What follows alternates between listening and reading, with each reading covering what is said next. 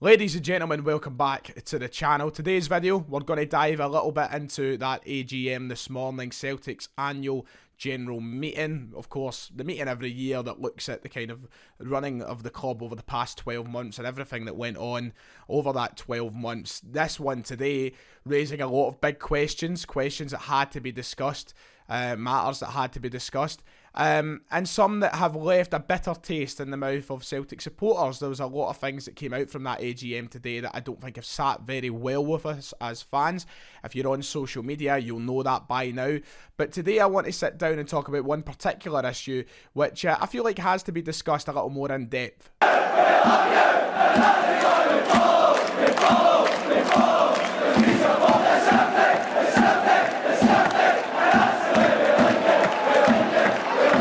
Today, I want to talk about one particular issue from the AGM. Now, don't get me wrong, there's so many things we could talk about from that meeting today.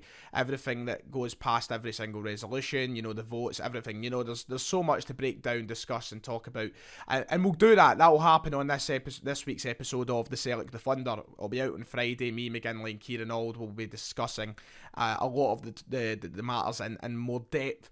But today I wanted to sit down and talk about one issue which I actually left out of my video yesterday. It completely slipped my mind when me and Ryan McGinley sat down to do the preview to the AGM. And it was probably one of the biggest topics that had to be discussed at that meeting today. It was one of the issues that has been very controversial at Celtic Football Club over the past month or so, and one that has slapped every single supporter in the face. And that was the question around the appointment of Bernard Higgins at Celtic Football Club. Today there was an opportunity to speak to members of the board about that rumoured appointment at the club, and it was a chance for answers to be given to rightfully outraged supporters. Was the answer satisfactory? Was it justifiable? Was it suitable? No. None of those things, because there barely was an answer. And once again, I feel like members of the Celtic Football Club board have turned around and slapped supporters in the face. Now, just for some context, in case you're dark on the matter and you don't have a clue what's happening, I don't know if you've been living under a rock or such, but about a month or so ago, it was revealed that Celtic were considering appointing Bernard Higgins, I think he's a chief constable or something along those lines, as a high-up security role at Celtic Football Club, a guy who would basically be put in charge of the safety of Celtic supporters at Celtic Park. Now, this is a guy who was heavily involved in, if you remember, the infamous bill a few years ago, the Act Against Sectarianism bill and all that nonsense, and someone who was known for targeting and basically just being a scumbag to football supporters and football fans. He was someone who shouldn't be working at a football club, quite bluntly. That's the way that I would word it. Someone who had been sort of seen many times with quotes that would make you wonder, well, why would you give him a job at a football club? He could go out and look at different quotes and different things he was a part of, and you see that, and the Celtic board have to look no further than that. However, they decided, you know what, this could be a guy who's got a fit for a role here at Celtic Park, despite his face being on banners in the past against him at Celtic Park. Now, in the wake of that, Celtic supporters, and particularly, of course, the Green Brigade, the boys and other supporters groups, had displayed protests at both Celtic Park and at Dens Park in that away game. The first being a kind of silent protest where they refused to take part in any chanting or singing for the first 30 minutes. The second being the tennis ball protest at Dens Park. Both I was completely on board with. Thought they were incredibly sort of, visual and just useful demonstrations against this decision that the board will want to take out. Now, I know a lot of people have came out and said otherwise about it, disturbing the game, for example, at Dens Park, but this is something that takes over for a moment and kind of spits on us as Celtic supporters. And I feel like to get that message across to the board, you need to take action. You need to take action that does create an effect and have people talking about it. That's the whole point in a protest. And we certainly, the supporters who took part in these protests certainly got that point across in both of them. So yeah, it's been kind of quiet over the last couple of weeks since those displays, those protests, and we've yet to hear much else on the whole Bernard Higgins front. Until today at the AGM, there was a genuine opportunity to talk to the Celtic board about that. So the Q&A session started, and I will provide the verbatim of what was reported by I believe it might have been the Daily Record, I'm not sure, but one of the outlets who were reporting on the whole event. Will the board rethink that potential appointment? A huge applause for the question, as Higgins' appointment would be a slap in the face to the fans. The answer, the response: I'm not going to give assurances on what will be an operational matter. Health and safety at big arenas is a massive issue. We don't need to recite human tragedies which have occurred over the decades. It's a big topic, high level, strategic. It's not a role which polices Celtic fans. I'm not giving assurances one way or the other. When we're ready to announce something, we will. And in response to that, around the hall for the AGM, loud boos rang out, and quite rightfully so. I think it is shameful of the Celtic board not to stand up and give a proper answer to Celtic supporters who deserve an answer in this situation, and to basically hide away from giving an answer.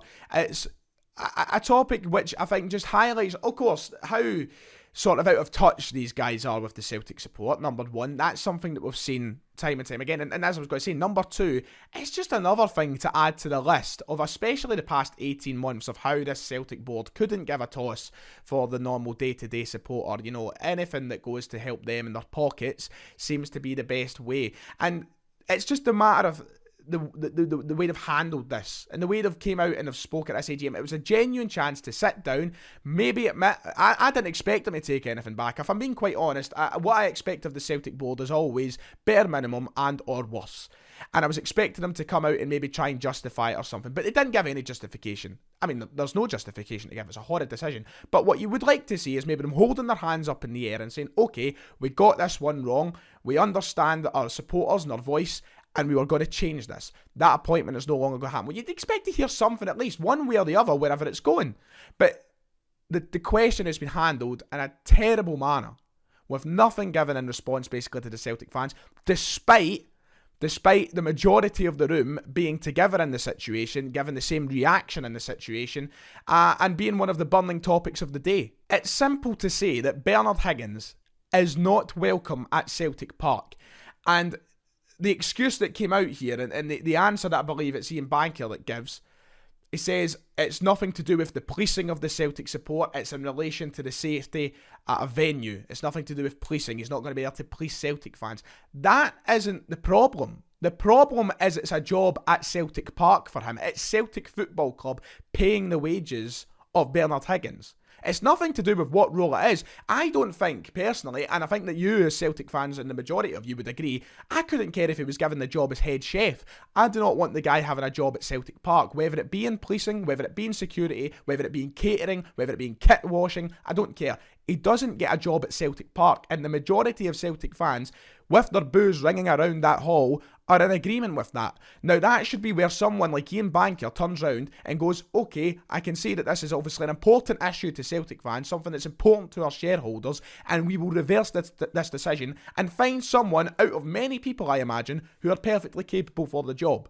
But instead, they have completely dismissed the situation, pretty much, and given such a vague answer in a very complicated scenario. A point that was also raised by John of 67 Hail Hail, a shout out to him. I think it's also a bit crass that they've alluded to tragedies in other eras. You know, I think that you can only use your imagination in this situation of what they're alluding to and what different stadiums we've seen tragic events unfurl at. But I think to bring them up and use them as a kind of justification, in a sense, to giving Bernard Higgins a job is a little bit out of order. It's just another scenario, another situation which has highlighted how ineffective these guys are at their job. And I don't care how many people in my comment sections will talk to me about how well they run Celtic Football Club as a business. Celtic Football Club is a club that has been built on the foundations of being a football club for the supporters, for the people who put the money into the club, and people who follow them every week. And this is a decision, once more, like many decisions we've seen over the past 5-10 years, that goes completely against that, goes against the grain of the football club, and goes against whatever this club was built on, its heritage. Because they simply don't care. They care about their own pockets, they care about their own egos, they care about the power trip they're on, and they care about nothing else outside that. All they care about for the supporters is the money coming out the supporters' pockets. And you know what? They're probably not going to reverse this decision. Maybe if they see sense, they'll go, okay, it's not worth the hassle. But they had a genuine opportunity to stand up today at that AGM and go, we got something wrong. We got something incredibly wrong, and we're reversing that, and I hope that you can see sense in why we've reversed it, and we'll move on from it. They had a genuine chance to do that, and instead they've came out with an answer that I don't think any of us wanted to hear, and something that has raised more questions than answers. Yeah, I'm kind of lost for words in how these sort of things unfurl.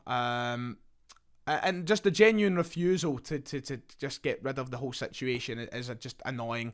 And I can't say that I'm surprised. I wish I could sit here and say I was surprised, but it's just another own goal by the Celtic board that leaves you thinking, well, where do we go from here? Because we need genuine change at the football club. And I hope there is change, and I hope we see that maybe spark from today's AGM. There is going to be more protests around this situation, especially if nothing is said soon and nothing is dismissed about Bernard Higgins. There's going to be more protests, and rightfully so, and I hope there is, because I want the Celtic board to grasp that this is a very important situation, and one that isn't just being kicked up for the sake of social media or the sake of looking good. It's a genuine problem. It's a terrible situation for Celtic Football Club in regards to their supporter and club relationship, and they should be getting that sorted out. There's so much else from that AGM we could talk about, and we could dive into, the reception that the likes of Banker got, Nicholson got, the fact Dermot Desmond wasn't there as well, showing for the third year in a row that he can't be that bothered. There's so much we can talk about, and we will talk about in the podcast in great depth, but that one today with the whole Bernard Higgins situation is one that I think has pissed off a lot of people, including myself, and one that I wonder will we see resolved anytime soon. It's about just checking out what's happening on Twitter and seeing if there's any updates, hopefully something, but we'll have to wait and see. Like and subscribe if you enjoyed the video, let me know your opinions in the comments below, and I'll see you all next time.